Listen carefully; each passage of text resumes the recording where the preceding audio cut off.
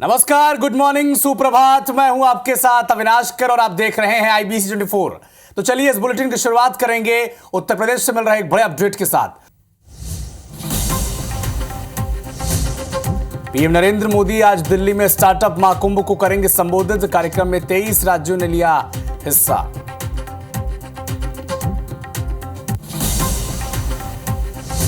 पहले चरण के लोकसभा चुनाव के लिए आज से नामांकन। 21 राज्यों की 102 सीटों के लिए दाखिल किए जाएंगे नॉमिनेशन। MP की 6 और छत्तीसगढ़ की 1 सीट शामिल।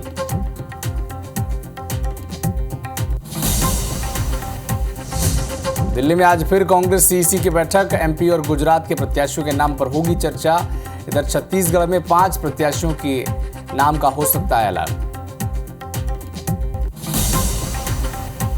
आज बस्तर लोकसभा से चुनाव प्रचार का आगाज करेंगे CM विष्णुदेव साय। दंतेवाड़ा में कार्यकर्ता सम्मेलन में होंगे शामिल। नारायणपुर में जनसभा को करेंगे संबोधित। CM डॉक्टर मोहन यादव आज 3 जिलों में करेंगे चुनाव प्रचार। सीधी और डिंडौरी में जनसभा को करेंगे संबोधित। जबलपुर में बलिदान दिवस कार्यक्रम में होंगे शामिल। सुरेंद्र दाऊ को भूपेश बघेल के सामने भड़ास निकालना पड़ा महंगा। PCC ने भेजा नोटिस, 3 दिन में मांगा जवाब।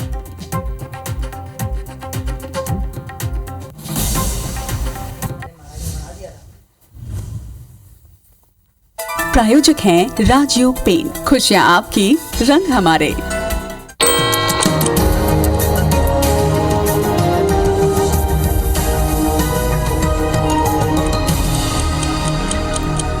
साथ की बड़ी बात में एक बार फिर से आप सभी का स्वागत है। आइए नजर डालते हैं सुबह 7 बजे की 7 बड़ी खबरों पर। तो पहली बड़ी खबर यह कि 21 राज्यों की 102 लोकसभा सीटों के लिए आज से नामांकन शुरू हो गए हैं। इधर देश के प्रधानमंत्री नरेंद्र मोदी स्टार्टअप महाकुंभ को आज संबोधित करने जा रहे हैं। इधर दिल्ली में कांग्रेस चुनाव समिति की एक अहम बैठक होगी जिसमें प्रत्याशियों के नाम पर मुहर लगेगी। इधर दिल्ली के मुख्यमंत्री केजरीवाल ने ED के समन को हाईकोर्ट में चुनौती दी है, जबकि उत्तर प्रदेश के बदायूं में 2 भाइयों की हत्या कर दी गई थी। इसके मुख्य आरोपी को एनकाउंटर में पुलिस ने ढेर कर दिया। जबकि दिल्ली दुनिया की सबसे प्रदूषित हवा वाली राजधानी बन चुकी है। ये बड़ी खतरे के संकेत है दिल्ली के लिए। इधर Rishabh Pant, star cricketer, IPL में दिल्ली कैपिटल्स के कप्तान होंगे। तो ये वो 7 बड़ी खबरें थी जिनसे आज हमने इस बुलेटिन की शुरुआत की है। लेकिन शुरुआत करेंगे एक बड़े पॉलिटिकल अपडेट के साथ। लोकसभा चुनाव के लिए आज से चुनावी प्रक्रिया शुरू होगी। 21 राज्यों की 102 सीटों के लिए आज से नामांकन शुरू कर दिए जाएंगे। छत्तीसगढ़ की एकमात्र बस्तर सीट पर पहले चरण में चुनाव होंगे। मध्य प्रदेश की 6 सीटों के लिए भी आज से नामांकन शुरू होगा। सीधी, शहडोल, जबलपुर के लिए नामांकन शुरू हो जाएगा। जबलपुर, मंडला और बालाघाट के लिए भी आज की तारीख से ही नामांकन प्रक्रिया शुरू हो जाएगी। 19 अप्रैल को पहले चरण की वोटिंग होनी है। 4 जून को नतीजे आएंगे। निर्वाचन आयोग की सभी तैयारियां पूरी कर ली गई हैं। तो एक बड़ा पॉलिटिकल अपडेट आपको बता दें, आज से पहले चरण के नामांकन की प्रक्रिया शुरू हो जाएगी। जबलपुर, मंडला ये वो सीटें हैं जहां से नामांकन किया जा सकता है। आज 19 अप्रैल को पहले चरण की वोटिंग होनी है और 4 जून को आम चुनाव के नतीजे आएंगे।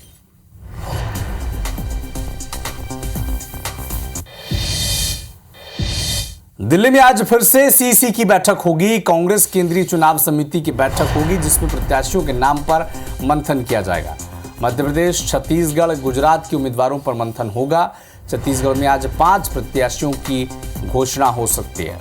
तो छत्तीसगढ़ की बस्तर, कांकेर, सरगुजा, रायगढ़ और बिलासपुर में प्रत्याशी कौन होगा कांग्रेस पार्टी का, इस पर आज मंथन हो चुका है और आज हो सकता है कि प्रत्याशियों के नाम का ऐलान हो जाए। कल 8 राज्यों की 50 सीटों पर CEC की बैठक में चर्चा की गई थी और आज उम्मीद है कि छत्तीसगढ़ की जो 5 सीटें हैं जो बची हुई हैं, क्योंकि 6 सीटों का ऐलान कांग्रेस पार्टी पहले ही कर चुकी है, तो छत्तीसगढ़ की कुल 11 सीटें जिसमें 6 सीटों पर कांग्रेस पार्टी अपने प्रत्याशी तय कर चुकी है। बची हैं 5 सीटें और संभवतः आज छत्तीसगढ़ की बची हुई 5 सीटों पर नाम तय कर सकते हैं। लेकिन कांग्रेस पार्टी के संभावित प्रत्याशी पैनल में सिंगल नाम कौन कौन से हैं, चलिए आपको सिलसिलेवार तरीके से बताते हैं। मध्य प्रदेश की मुरैना सीट पर पंकज उपाध्याय का नाम चल रहा है। उज्जैन से महेश परमार का नाम चल रहा है। जबलपुर से विधायक लखन घनघोरिया का नाम चल रहा है। शहडोल से फुंदेलाल मार्को, ये वरिष्ठ विधायक हैं वहाँ के, उन्हें मौका दिया जा सकता है। इधर मंदसौर से विपिन जैन को फिर से चुनावी रण में उतारा जा सकता है।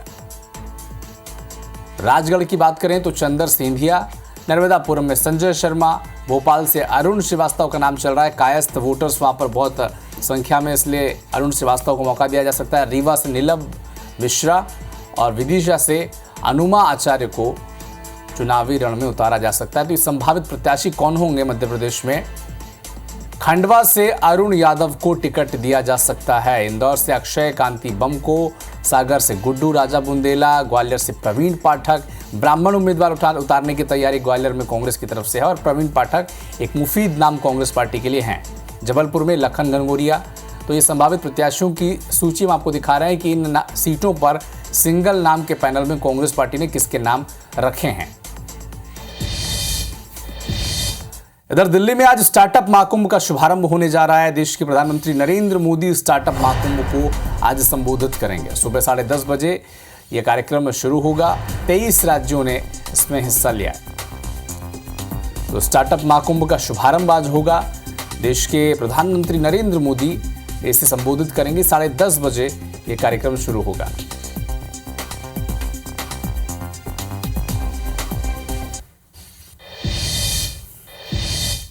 सीएम विष्णुदेव साय आज छत्तीसगढ़ के किन अलग अलग दौरों पर रहेंगे, किन जगहों पर जाएंगे, इसका शेड्यूल आपको बता देते हैं। सीएम साय आज से चुनावी दौरा शुरू करेंगे। बस्तर लोकसभा से चुनावी दौरे की शुरुआत सीएम साय करने वाले हैं।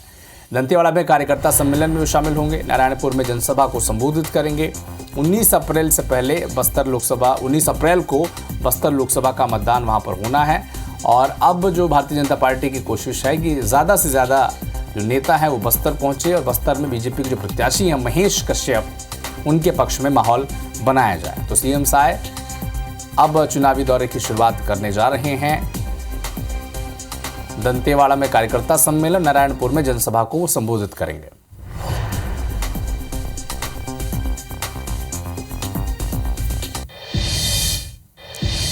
सीएम डॉक्टर मोहन यादव, उनका शेड्यूल आपको बता देते हैं। 3 जिलों का चुनावी दौरा वो करेंगे। सीधी, डिंडौरी, जबलपुर में चुनाव प्रचार करेंगे सीएम डॉक्टर मोहन यादव। सीधी में नामांकन रैली में शामिल होंगे। सीधी के जो प्रत्याशी डॉक्टर राजेश मिश्रा, उनके नामांकन रैली में वो शिरकत करेंगे, जन समर्थन भी करेंगे, उनके समर्थन में जनसभा भी करेंगे। जबकि डिंडौरी के बालपुर जाएंगे सीएम डॉक्टर मोहन यादव और रानी अवंतीबाई के स्मारक पर पुष्पांजलि भी अर्पित करेंगे। बालपुर में जनसभा को संबोधित करेंगे। जबकि जबलपुर के बरगी, नयानगर, चरगवा भी मुख्यमंत्री जाएंगे। धर्म रक्षा दिवस कार्यक्रम को भी संबोधित वो करेंगे। नयानगर में सीएम आशीर्वाद लेंगे जैन संत आचार्य समय सागर महाराज का।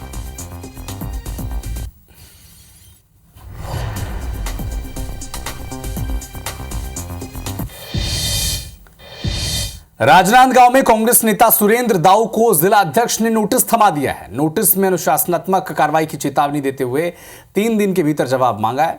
इस पर कांग्रेस नेता ने कहा है कि मैंने कार्यकर्ताओं की बात रखी है। और ये भी आपको बता दें कि कांग्रेस नेता सुरेंद्र दाऊ ने कांग्रेस पार्टी के एक सम्मेलन कार्यक्रम के दौरान पूर्व मुख्यमंत्री भूपेश बघेल के सामने ही अपनी भड़ास निकाल दी थी। सुरेंद्र दाऊ ने कहा था कि भूपेश बघेल के सामने पिछले 5 साल में कार्यकर्ताओं का काम हुआ नहीं है। 5 साल में केवल एक ही नेता दिखते थे, आज वो गायब हो गए हैं। 5 साल मुख्यमंत्री से मिलने के लिए तरस गए। कांग्रेस नेता सुरेंद्र दाऊ का ये वीडियो सोशल मीडिया पर जमकर वायरल हुआ, जिस पर बीजेपी ने भी कांग्रेस को घेरा है।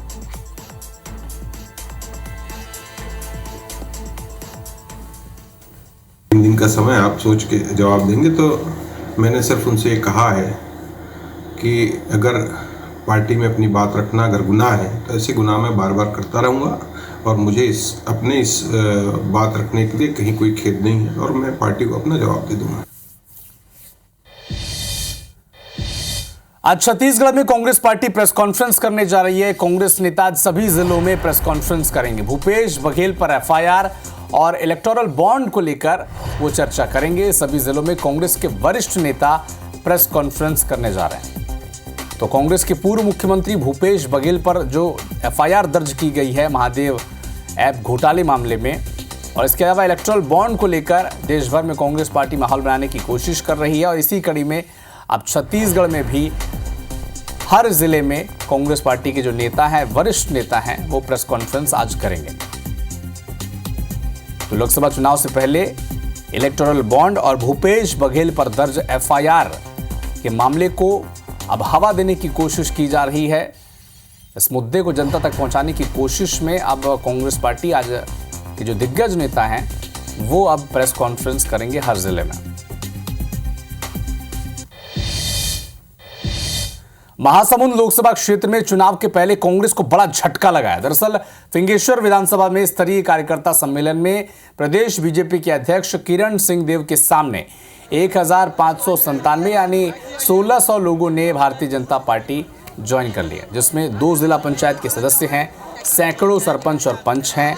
और इस सम्मेलन में मंत्री टंकराम वर्मा, महासमुंद लोकसभा सह प्रभारी भावना बोहरा, लोकसभा की प्रत्याशी रूप कुमारी चौधरी समेत हजारों कार्यकर्ता मौजूद रहे।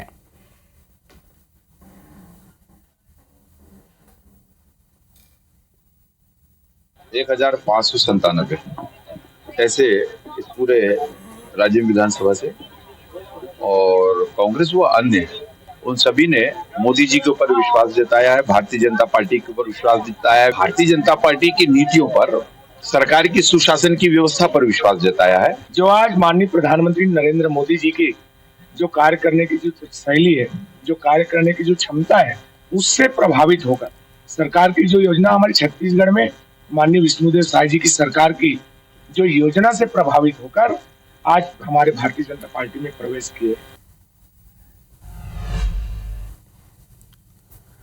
मध्य प्रदेश की 29 लोकसभा सीटों पर 4 चरणों में होने वाले चुनाव को लेकर निर्वाचन आयोग ने अपनी तैयारी तेज कर दी है। एमपी के मुख्य निर्वाचन पदाधिकारी अनुपम राजन ने इन तैयारियों को लेकर एक प्रेस कॉन्फ्रेंस की। जानकारी में बताया कि एमपी में 5,64,76,110 वोटर्स अपने अपने इलाकों में सांसद चुनेंगे। एमपी में 85 साल से ऊपर के कुल 2,89,503 मतदाता हैं, जबकि 5,79,130 दिव्यांग मतदाता हैं, जिनके घर बैठे मतदान करने की सुविधा इन्हें दी जाएगी। 50% से ज़्यादा मतदान केंद्रों पर लाइव स्ट्रीमिंग होगी। ईवीएम परिवहन वाली सभी गाड़ियों में जीपीएस लगाया जाएगा।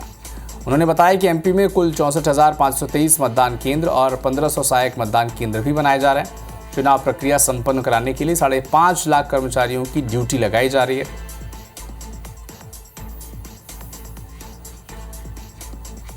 आप जानते हैं कि मध्य प्रदेश में 4 चरणों में चुनाव होंगे। कुल हमारे यहाँ 29 पार्लियामेंट्री कॉन्स्टिट्यूएंसीज हैं, जैसा आप जानते हैं।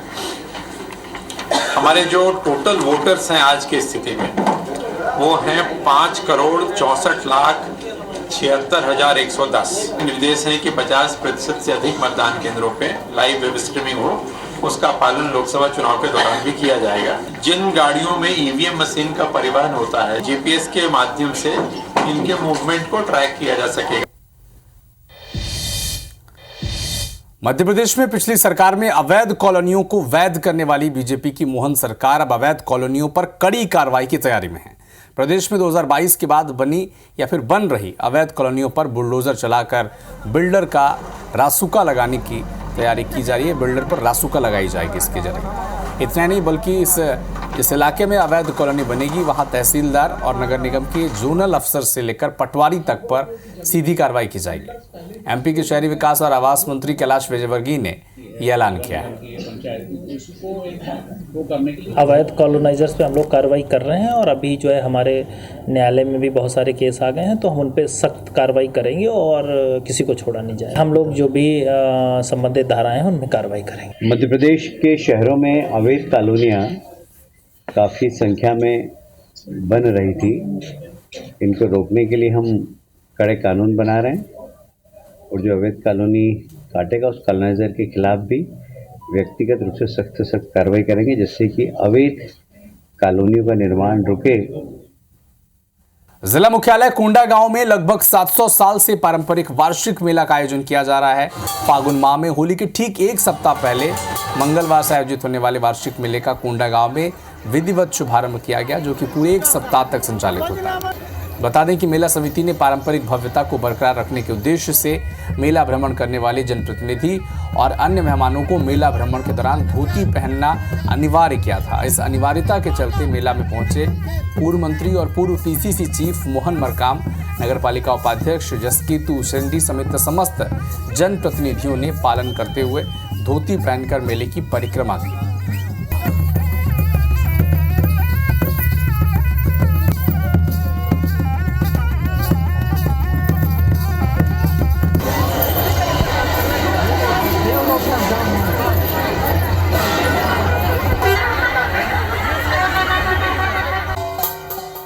जो मेला समिति है, मेला समिति लगातार हर वर्ष की भांति इस वर्ष भी कुछ व्यवस्थाओं को लागू किया है। उसके तहत धोती कुर्ता पहनकर ही हम लोगों को शामिल होना है। तो हम सब जो मेला समिति के सम्मानित सदस्यों का निर्देश का पालन करते हुए सभी हम लोग धोती कुर्ता में पहुंचे हैं। हमारे कोंडा गांव में 22 पाली के आम जनता का किसी प्रकार का